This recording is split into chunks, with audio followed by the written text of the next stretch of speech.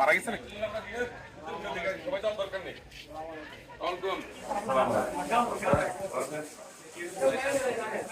আর কত টাকা সব সুন্দর রাখতে হবে, ঠিক আছে?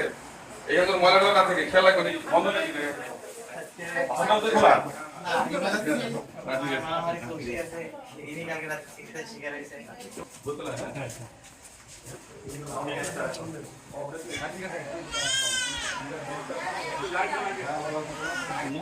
অনেকগুলো কারণের ভিতরে কিন্তু অন্যতম একটা কারণ কিন্তু এই বাচ্চাদের যে